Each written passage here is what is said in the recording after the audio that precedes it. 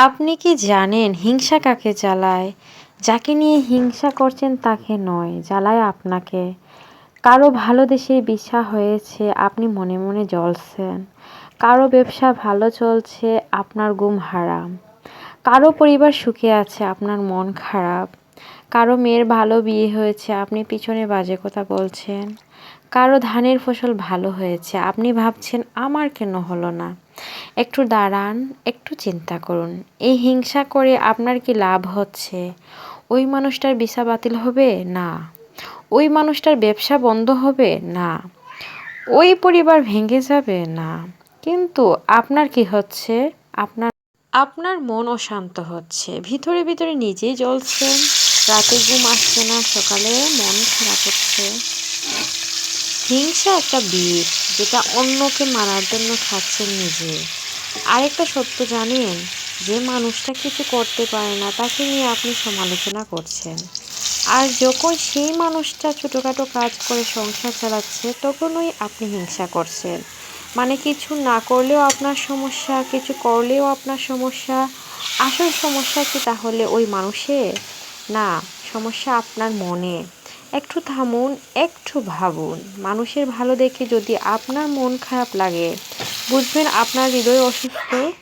কারো সফলতায় যদি আপনি খুশি না হতে পারেন, বুঝবেন আপনার মন কলুষিত।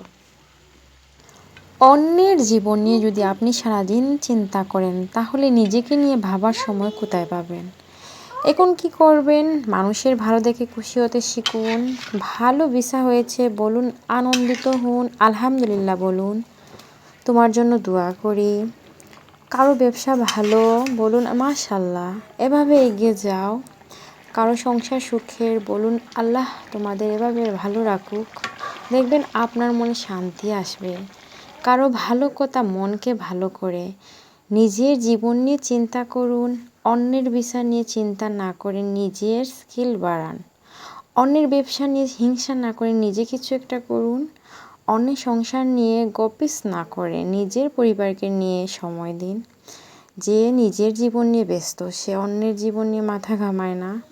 হিংসা ছেড়ে দিন, মনকে পরিষ্কার করুন। হিংসা আপনার মনকে কালো করে দিচ্ছে, আপনার চিন্তাকে বিষাক্ত করে দিচ্ছে, আপনার মনে শান্তি কেড়ে নিচ্ছে।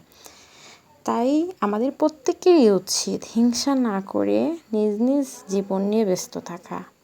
পারলে অন্যের ভালো করা, না পারলে অন্যের ক্ষতি করা থেকে বিরত থাকুন। নিজে ভালো থাকুন, অন্যকে ভালো রাখুন। সবার জন্য শুভ কামনা রইল। সবাই আমার পেজের পাশে থাকবেন। আল্লাহ হাফিজ, tata, bye bye, take care. আসসালামু আলাইকুম।